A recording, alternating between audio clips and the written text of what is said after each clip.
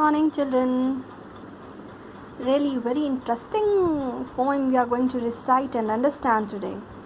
Where it's all about the imaginative power of children. How a child can imagine the things. Really very interesting when you're going to read.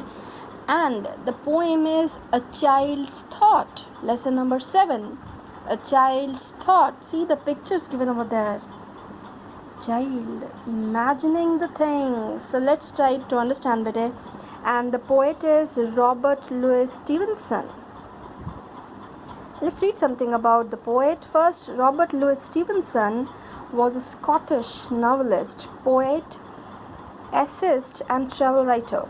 He wrote popular books for children like Treasure Island, Kidnapped, that are still loved the world over. His collection of poems for children, A Child's Garden of Verses, is well liked by adults too. But this is really a very wonderful poem. This is going to give you time to really imagine the things around. Okay, so let's start. This is about the imaginative power of a child.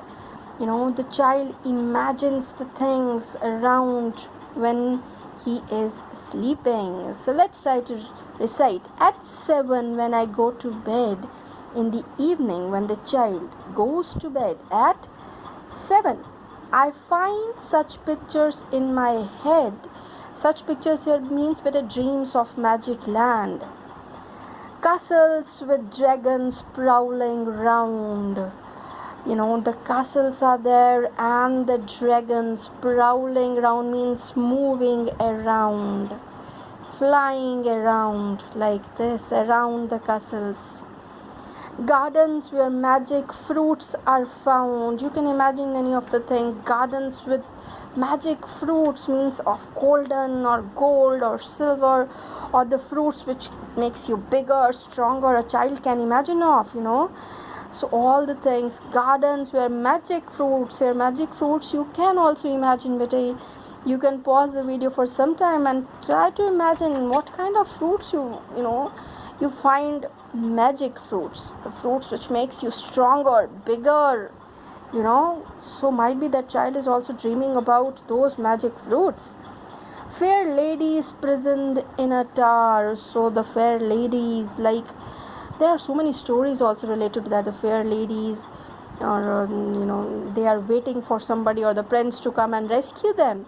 So fair, the beautiful ladies, they are prisoned in a tower. All this is the imagination of a child. Or lost in an enchanted bower.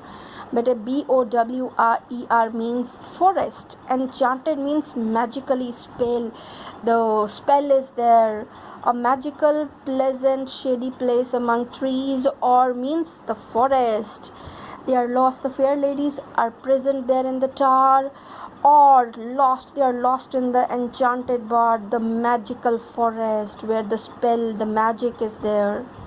While gallant, the brave horsemen ride by streams, and the brave horsemen, they are riding by the stream, the water that border all his land of dreams, and he's having all this around, and there is water all around, and they are the horsemen, they are moving around the castles. I find so clearly in my head, and the child is saying, I find so clearly all these magical things in my head at 7 when I go to bed. Actually they are stressing on at 7 when I go to bed. All these things, the imaginations are there in my head. Then the next paragraph, the second, at 7 when I wake again. At 7 means in the morning, 12 hours sleep. At 7 when I wake again, the magic land I seek in vain. But a vain here means like in a negative sense, like not fruitful or not able to get. So the child is saying, at 7 when I wake again, in the morning when I wake again, the magic land I seek, which I want to see. Seek here means which I want. In vain, I am not able to get that.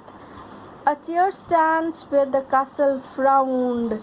All the natural things, all the real things around in his room, now they are turning out. He can see all those things and he is imagining the things again. A chair stands where the castle frowned. But a frown means, here the word frown here means like, just imagine if you are entering any of a very big tall building, and you feel that disapproval feeling, that entering and all those things, no? So where the castle was, now he can see, where he imagined a castle, he can see a chair. Then the carpet hides the garden ground, and the garden now is replaced by the carpet. No fairies trip across the floor, and there are no fairies which are dancing, moving around the floor, which he imagined in the dreams. Boots and not horsemen flank the door. On one, like, just imagine if this is the door, no? He imagined in the dream that there are the guards on both sides, but now in place of those guards, he can see the boots, the big boots, the leather boots. So the boots and not horsemen flank the door. Flank, see, they have given the meaning over there, but they are placed on both sides. So the guards were placed on both sides, but now in place of those the horsemen, there are boots. Okay. And where the blue streams rippling ran, and he's asking where those streams, means the river has gone, the sound has gone, is now, but actually the blue streams are now replaced by a bath and a water can. You know, the things he is imagining now changing with the bath, the tub where the water, where the child is going to have the bath. Here the water, this has been replaced, the streams has been replaced to the bath and a water can, the container, better the bucket full of water. I seek the magic land in vain, and which I want to see the magic land is totally in vain, now disappeared. At 7 when I wake again, and in the morning when I wake again, all these things disappeared. The castle, the dragons, the fair ladies, the streams are replaced by the natural things, those present over there. See, so imaginative, so good. You know, you get the time to even think about the power of imaginative, the imaginative part, the thinking. You can imagine any of the thing, but and this way the child dreams, the child thinks in the dream, and in the morning when he wakes up at 7, he won't and wish to see those things again, but all those things are replaced by a chair, the carpet, you know, the boots, the bathtub, water can. So this is really a wonderful, wonderful poem.